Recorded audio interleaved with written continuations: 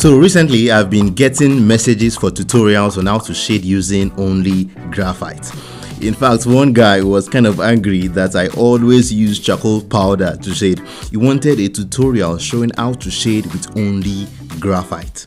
So in this video, I'm going to show you how I shade a face using only graphite pencils. These are the pencils I'll be using for this video. I have gone ahead to draw the outline of the face already. I used the grid method. I have a tutorial on that and I'll put the link for that in the description. And so now we get started with the eyes of this portrait. I am using my 2B pencil to start with the shading. And as you can see, what I am doing is marking out the darkest areas with the 2B pencil, making sure not to touch the light circular white dots, which is the main eye shine. You also want to take care not to press too hard on the paper, especially at this early stage. If the 2B pencil is not getting as dark as you would like it to, don't resort to pressing harder to make it darker. We'll go in with a darker pencil later. For now, simply shade the bare minimum the 2B can shade and leave it alone. After that is done, we blend the layers we have created with our tissue, and now we repeat the exact shading we did with our 2B, now with our 4B pencil. I'm also shading the area around the eye, the top and the bottom eyelid, and then I blend. It's now time to create the darkest parts of the eyes, and this is the pupil. That is this dark circular dot in the iris. I apply moderate pressure with my 7B graphite pencil for this dark part of the iris, and I also focus on the dark band or the dark ring around the iris. The iris is done, but the skin around the eye is still quite bright, and so to fix that, I shade with my 6B pencil to make the skin around the eye darker. Now, you also notice that I am shading the eyelashes only after I am done with the skin. I have a tutorial on drawing eyelashes which I will link in the description. So I follow the exact process for shading the second eye, starting with the lightest pencil and working my way to the darkest.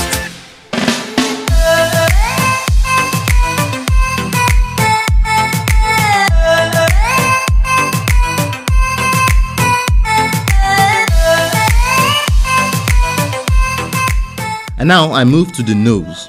The goal now is to find areas that have the darkest tones and start with those. Now this would include the sides of the nose as well as the bottom of the nose. Now can you guess the pencil we are using here for the base layer to start the shading? Yes, it is the 2B graphite pencil. So we start with our lightest pencil, and right now our lightest pencil here is the 2B graphite pencil. I blend with the tissue, and now I move to the next darkest pencil on our list, which is the 4B pencil. After that, I blend and I go in with the next darker pencil also, which is the 6B graphite pencil. And so that is the formula for shading with graphite. You don't just rush in with one pencil and hope to finish the whole drawing in 30 minutes. You take your time, starting with a light pencil, and then you add more pencil until it gets to the point where you don't even need to add more pencils. And right now, with this 6B graphite pencil, I think the nose looks dark enough, so we can stop here. Of course, we might go in later after we have finished the whole drawing to make things look better, but for now, we stop here for the nose. Now for the lips, unlike the nose that is relatively smooth, you find some texture with the lips, that is those wrinkled lines. And so what I did was that I drew these wrinkled lines along with every layer of the shading. What do I mean? When I shaded the lips with the 2B pencil, I added the major wrinkled lines. I blended and then I went in with my 4B pencil. I also shaded and I emphasized the wrinkled lines. I also did the same with the 6B pencil. Then finally at the end, I added the minor thinner white lines with my kneaded eraser, pinching it to form a sharp line and then applying it on the lips.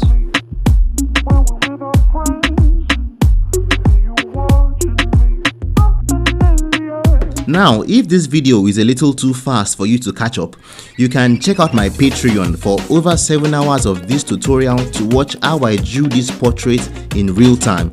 Nothing is sped up. The videos have a voiceover narration and you can get the exact measurements of the paper I used, so you can follow me step by step. Check it out at patreon.com/JasonLegendaryArt. And now we move to the next major feature, the cheeks.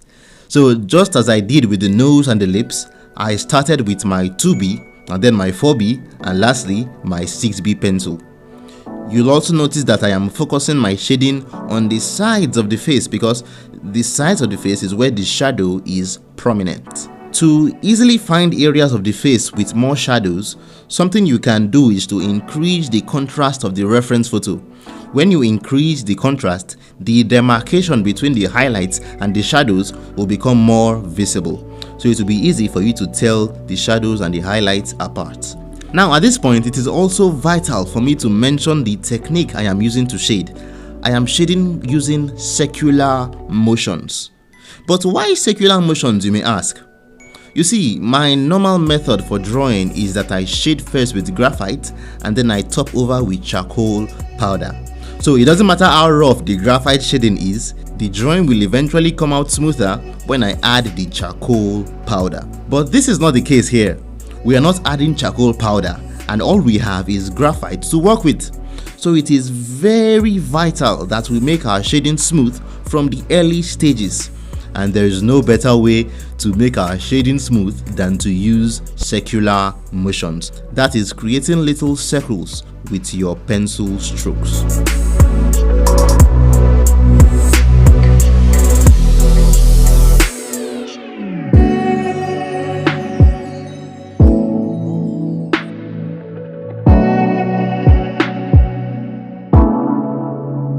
I also repeat this shading process for the neck. Now we move to the headscarf. I start by finding the dark creases for the folds. I use my 4B pencil to mark out the dark lines or the dark creases, and then I shade the rest of the headscarf with my 2B pencil. Next, I use my 6B pencil to mark out the dark lines again, and then I shade the rest of the headscarf with my 4B pencil. All that is left now is the darker headscarf itself, and this is no issue at all. The majority of the scarf is just a plain black surface, so all I just did was I shaded it with plain black, leaving some areas to be of a brighter black, so to speak. After that is done, I make some adjustments to darken some parts of the skin and brighten some of the highlights that may have gotten dirty. And after all of that, we have this.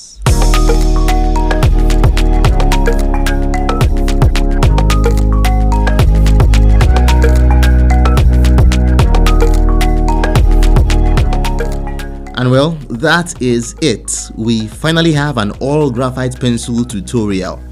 It's funny how we didn't have one until now, but well, now we do.